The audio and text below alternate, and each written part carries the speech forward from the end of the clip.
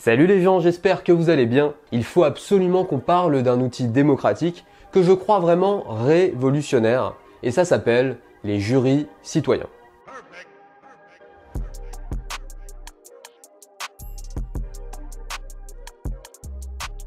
Un jury citoyen, c'est un petit groupe de citoyens tirés au sort qui va répondre à une question, à un problème de société. Aristote, Rousseau, Montesquieu, ils ont tous écrit que l'élection était un instrument aristocratique et que le tirage au sort est l'outil démocratique de base. Le tirage au sort, il permet d'injecter dans le processus de décision des idées, des savoirs, des expériences, des intérêts que le binôme experts-élus auraient eu de fortes probabilités d'oublier en cours de route s'ils avaient été seuls pour prendre la décision. Et les assemblées citoyennes tirées au sort, eh bien, c'est pas quelque chose de nouveau. Il y en a eu un petit peu partout dans le monde dans l'histoire et elles ont eu des utilités, des fonctionnements et des appellations différentes. Pour ça, il faut remonter à la démocratie athénienne durant l'Antiquité, les républiques italiennes de la Renaissance, ou bien encore plus récemment, l'Islande qui a tiré au sort 1000 personnes pour participer à l'écriture d'une constitution.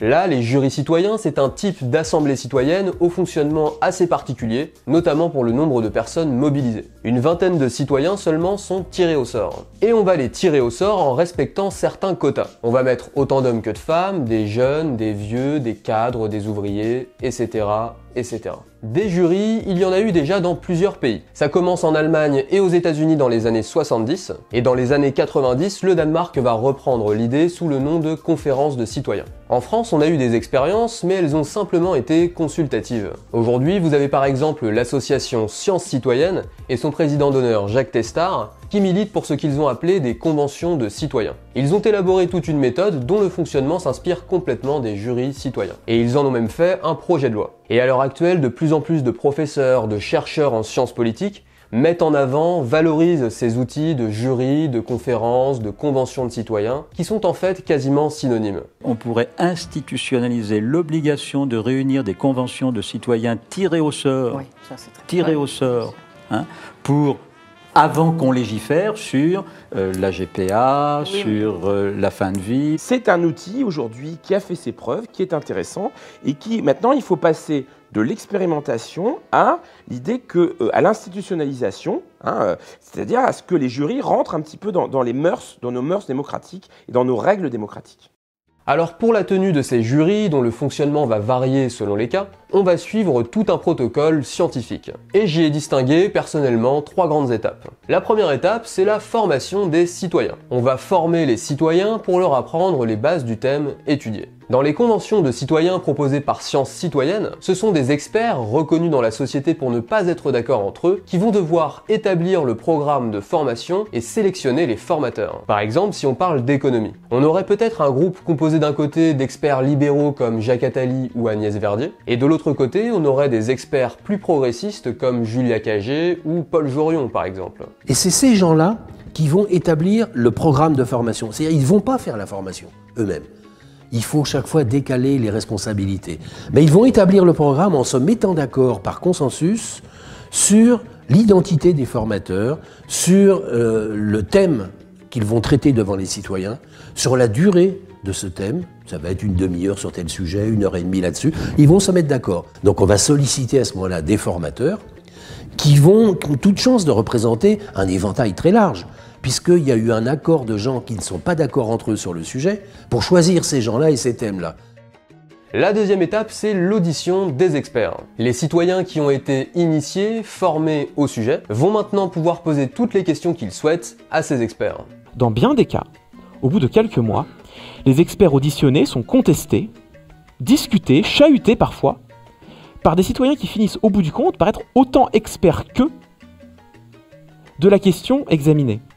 Autant experts qu'eux, certes, mais dégager des controverses, dégager des intérêts. Et toujours dans l'exemple des conventions de citoyens proposées par Sciences Citoyennes, les jurés, les citoyens vont pouvoir convoquer absolument tous les experts qu'ils veulent. Que ce soit des lanceurs d'alerte, des élus, des industriels, des responsables d'associations, etc., etc. Et ainsi, ils devraient pouvoir se faire le meilleur avis sur la question posée. Je trouve que c'est très important si on veut espérer obtenir une certaine objectivité. Et enfin, la troisième et dernière étape, c'est la délibération. Les citoyens vont se concerter pour rédiger un rapport, et si possible à l'unanimité. Et donc enfin ce rapport, il est rendu public, par exemple avec une conférence de presse. Alors petite précision, entre chaque session, entre chaque rassemblement, qui sont généralement organisés sur des week-ends, il faut toujours laisser quelques semaines s'écouler pour que les citoyens puissent réfléchir. Et au final, ce jury, il s'étale sur plusieurs mois. Cette façon de délibérer, elle permet la confrontation du savoir profane, c'est-à-dire de gens qui ne connaissent pas du tout le sujet étudié et qui ne sont pas en conflit d'intérêts avec la question posée. Ceux qui ont déjà un avis, on ne les prend pas. Parce que l'idée, c'est d'essayer le plus possible d'avoir un groupe qui soit vierge d'influence. Donc, choisir des gens qui n'ont pas, d'une part, qui n'ont pas d'avis et qui n'ont pas d'intérêt particulier. Par exemple, si vous faites une conférence de citoyens sur les centrales nucléaires, vous n'allez pas prendre l'épouse d'un ingénieur du CEA. Parce que ça contamine un peu dans la famille. Et donc vous allez prendre des gens qui n'ont aucune relation avec le sujet, mais qui ont la volonté d'apprendre et de prendre un avis. C'est donc la confrontation du savoir profane et du savoir expert. Et à ce qui paraît, eh bien ça marche plutôt pas mal. On observe que la confrontation entre un savoir profane et un savoir expert fonctionne remarquablement bien. On voit les citoyens rendre un avis complexe, éclairé, nuancé, informé sur un problème qui était initialement très compliqué. Ce qui est intéressant dans ces expériences, c'est qu'on voit effectivement que les citoyens, quand on leur donne les conditions pour être bien informés, pour bien discuter, grosso modo, ils prennent la parole, ils sont contents de la prendre, et ils discutent de façon raisonnable, moins dans un intérêt corporatiste, mais plus dans le sens de l'intérêt général, et que cette expérience-là les reconnaît, ce qui est exceptionnel dans notre système, comme ayant un droit égal à la prise de parole, comme étant des citoyens à part entière. Le jury prouve en acte que faire confiance à l'intelligence individuelle et collective, c'est un pari, ça marche. Dans cette situation, les citoyens se mettent à développer ce que Jacques Testard appelle l'humanitude. Ils ont des réactions tout à fait extraordinaires. C'est-à-dire qu'ils développent l'intelligence collective, ce qu'on voit dans tous les groupes qui travaillent ensemble, mais en même temps, ils développent l'empathie, de l'altruisme. C'est-à-dire qu'ils ne proposent pas des solutions qui soient bénéfiques pour eux-mêmes ou pour leur famille ou leurs proches, mais des solutions qui sont bonnes pour l'humanité, y compris les gens du Sud, et y compris l'humanité à venir dans les générations suivantes. Et c'est bien plus efficace et beaucoup plus utile que les sondages. Et on voit bien émerger la différence avec les sondages, qui se contentent d'enregistrer l'opinion publique des citoyens avant tout processus d'information. C'est-à-dire, en d'autres termes, qui se contentent d'enregistrer les préjugés des citoyens. Ce jury, ce serait comme une sorte de mini-France, et l'avis qui en ressort devrait refléter l'opinion de la population. Le mini-public reflète l'opinion de la population dans son ensemble si elle avait eu le temps de réfléchir et de s'informer et de débattre sur la question qu'on lui pose.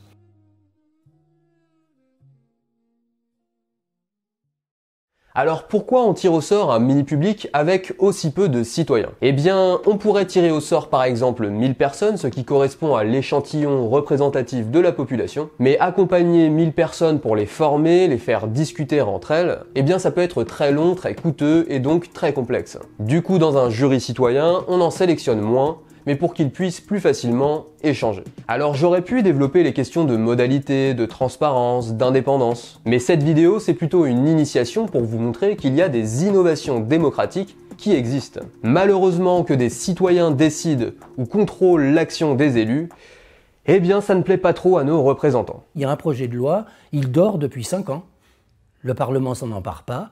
Donc on voit bien la timidité de nos élus pour changer les choses. Lors de la présidentielle de 2007, Ségolène Royal avait amené le sujet dans les débats. Et ça avait suscité des réactions... comment dire...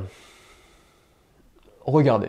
À droite, plusieurs ministres vont jusqu'à piocher chez Pétain, Mao, Lénine et Pol Pot pour torpiller ce qu'ils appellent la dernière trouvaille de Madame Royal.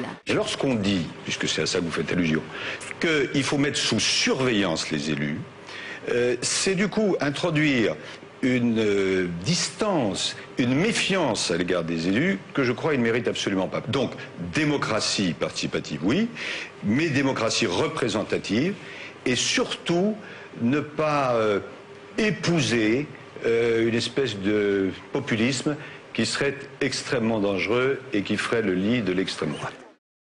Alors je rappelle que Laurent Fabius est aujourd'hui président du Conseil constitutionnel qui a justement tout le pouvoir pour refuser ce genre de procédure. Que les jurys soient peu acceptables politiquement, c'est pas du tout un hasard, ils sont complètement contraires à la philosophie dominante de la démocratie aujourd'hui. Et l'autre problème, ce sont les propriétaires de médias. Aujourd'hui, on a très clairement des médias qui structurellement appartiennent à des oligarques, à une petite poignée d'oligarques, un peu partout dans le monde, qui n'ont aucun intérêt véritable à ce que le système change. Parce que le système leur est extrêmement favorable, le système politique tel qu'il est, fondé sur l'élection. Donc si vous voulez qu'on en parle, eh bien ça va être comme avec le référendum d'initiative citoyenne. Il va falloir gueuler un minimum, il va falloir faire du bruit. Allez, bisous. Ciao, ciao.